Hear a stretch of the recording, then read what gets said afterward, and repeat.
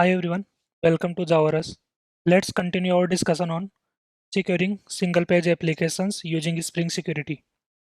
So far, we have created a front end server which serves and authenticate Angular application, and we have created a resource server and we have secured it with Spring Security. In the previous video, we have done some configuration as well on the resource server to allow all the pre-flight requests, and we have a controller here in the resource server which allows this header X requested with from this origin. And this is the origin of front-end server or Angular app because both are running at the same origin. And from app.component.ts, after clicking on say hello button, we are sending a request to resource server on that endpoint demo hello, and we are alerting whatever we get back. So in the previous video, we have configured resource server to allow all the pre-flight requests so that we can check whether the request is allowed or not. Now this is the application. I have logged in here. Click on say hello. And this is our pre-flight request. And pre-flight request is sending access control request header as X requested with. That means original request will send this header. You can see in the original request. This is the header X requested with. And the server is responding with this thing, this header access control allow headers, and its value is X requested with. That means this header with this method and from this origin is allowed. But we are getting 401 because we are not logged in at the resource server. Now we need a mechanism to transfer the authentication state from front end server to resource server. That we will do in this video. So you can find all the source code in this GitHub repository. I will put the link to playlist and GitHub repository in the description. Now authentication state is known as session as well. So we need to transfer session from front end server to resource server. So instead of storing the session in memory, which we are doing currently, we can store the session in any external database, and both front-end server and resource server can access that database, and then they will be able to query and update the session. So that's what we are going to do here. So this is a sequence diagram which represents how everything will work. We have four components. First is Angular app, second is UI server. Angular app and UI server both are running on the same origin. Then at the rightmost, we have resource server, which we have created. And then there is another component, which is Redis. So we can either use Redis database or we can use SQL database as well to store the session. Here we are using Redis. Now this is the flow. So first request will go from Angular to UI server. We will say get user, but we are not authenticated. So it will return with 401 not authenticated is status code, and then Angular will display login form. Then when we click on sign in button, we will send the request to user endpoint again. Now this time we will send another header authorization, and its value will be basic, and then the base64 encoded string, and that string will be username colon password. Then the UI server will be able to get the credentials from the request header. So it will create a session and a session ID, and it will ask the Redis database to store that key value pair. Redis will do that, and after that the UI server will create a cookie from that session, and it will send that cookie to Angular. The cookie name will be session, and its value will be whatever is the value of cookie. Let's say PQRS. Now let's say we want to send request from Angular to resource server. Now for that we need something to authenticate. So what we will do is we will send another request to UI server. Let's say the endpoint is token, and we will send the session cookie. Since both are on the same origin, so this we will be able to send this cookie, or browser will do that automatically. Then UI server will read the value of cookie, and then it will convert that cookie into a session ID, and it will return that token. Now we will send request from Angular to resource server. Let's say this endpoint demo hello. We will send custom header called XAuth token, and its value will be whatever the token we received from UI server. And we can pass any other request header as well if we want. Now the resource server will retrieve the value of X auth token from request headers and it will treat that as session ID. Now the resource server will query the Redis database with this key, and we have already stored this key ABCD in the Redis with the correct session, and the Redis will respond with the session object, and then resource server will know that this is a valid session and it will allow the request. So using that session, resource server will be able to identify the user and it will respond back with the text. So that's how it works. Now we need a Redis server. So either we can install the Redis locally on the computer. I'm going to use Docker to do that. Here you can find the Redis image on up.docker.com. I will create a docker compose.yml file which will be used to create a Redis instance. So let's do that. In the Spring Security with Angular directory, I will create a new file called docker compose.yml, and we want services. Now the name will be Redis. We want to use Redis image. Let's give tag Alpine. Now this image name and tag you can find on this link. Here you can see image name is Redis and there are many tags. You can see these are tags: latest, bookmark, Alpine, Alpine. I'm using Alpine here. Then we need to export some ports, and the default port of Redis is 6379. So we need to expose that port 6379 6379. Okay, that is it. So we have created a docker compose.yml file. Now let's spin the Redis server. So here we can see we have docker compose.yml file, and Docker is not running. So first I will start the Docker. Okay, so the Docker is running, and I will say Docker compose up. So the Redis image has been created and the container has been created. We can see using Docker ps, and you can see the image is Redis Alpine. Redis server is up and running. We need to tell Spring that we want to store the session in Redis database. For that, we need some dependencies. So let's install the dependencies in form.xml file. First dependency is, since we are using Redis database, so we needed something to connect to Redis database. For that, we have a dependency called Spring Boot is starter data Redis.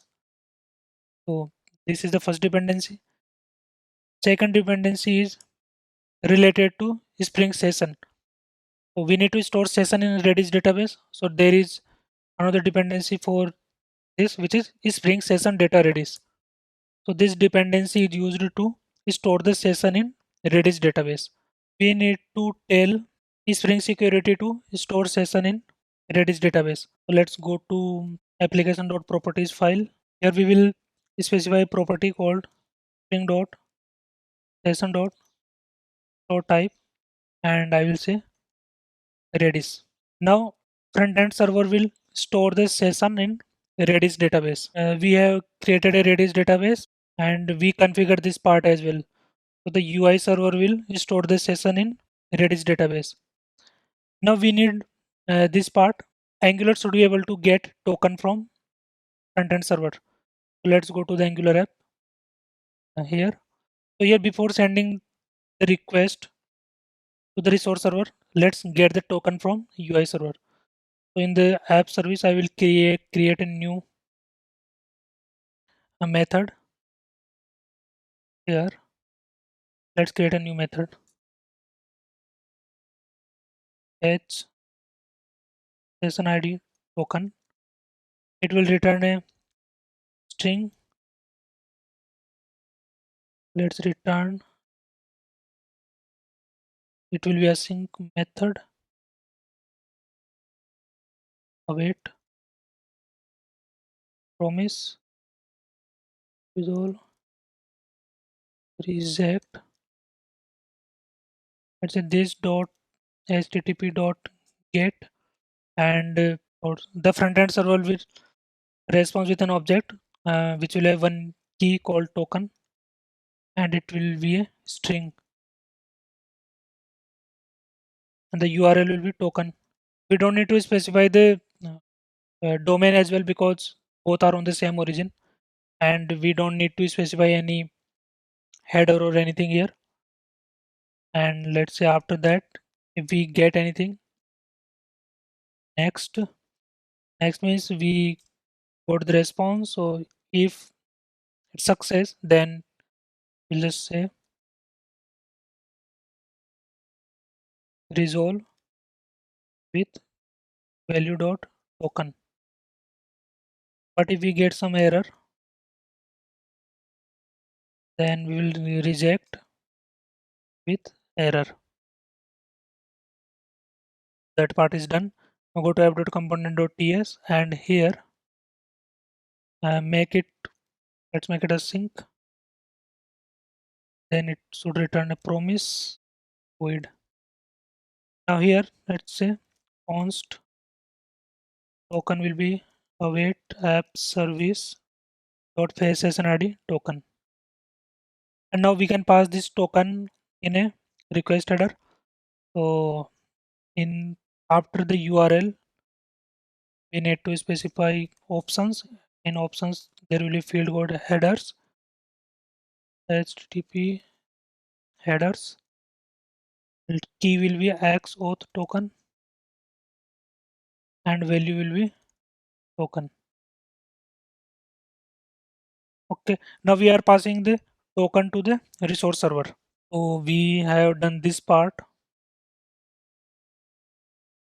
but we need to create a token endpoint in front-end server. Let's do that. In the front-end server, controller, auth controller.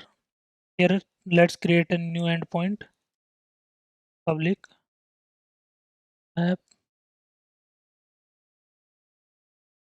thing thing get session ID token, and it will take a parameter code HTTP session. So this will be automatically injected by with Spring Security, since we have a cookie called session. So by seeing that cookie, the Spring Security or Spring will be able to inject HTTP session, and we will just return session dot get ID, and let's mark this will be get mapping, and endpoint will be token. We should return a map. Let's say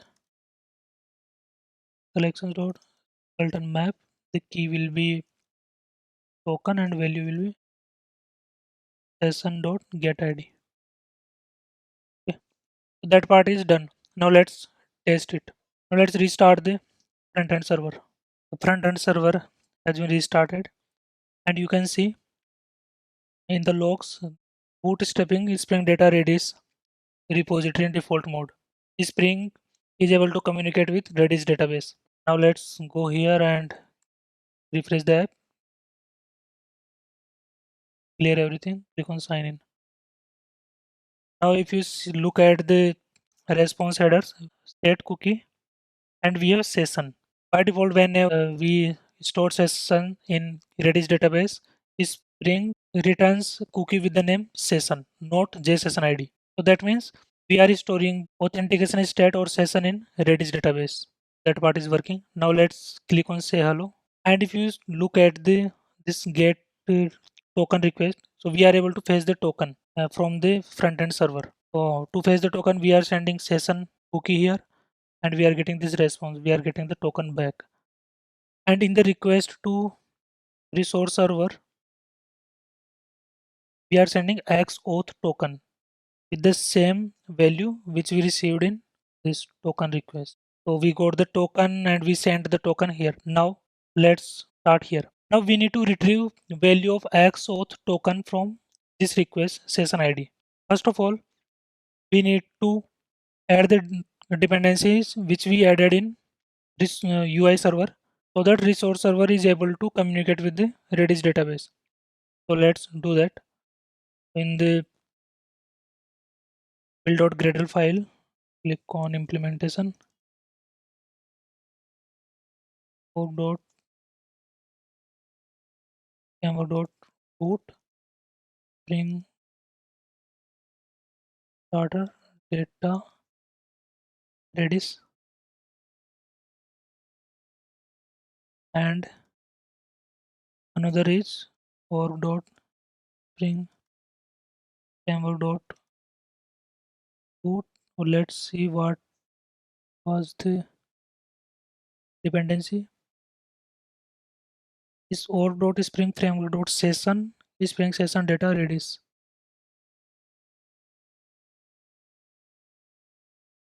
Org.spring framework.session spring session data Redis. Okay, and let's synchronize the project. So this part is done.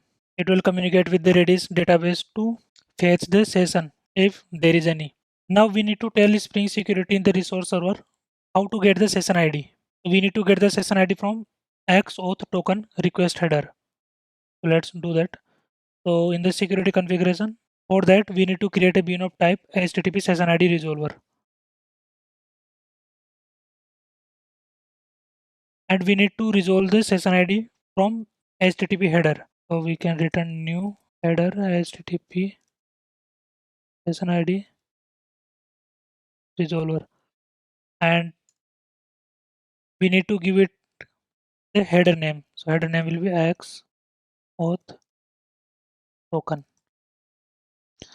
So Spring Security will look into this header X auth token and will consider the value of that header as session ID. And let's annotate it with bean. Otherwise it won't work. Also, we don't want resource server to create session. We want that resource server should just use the session which is already in the Redis database. It should not create a new session. So we can configure that dot session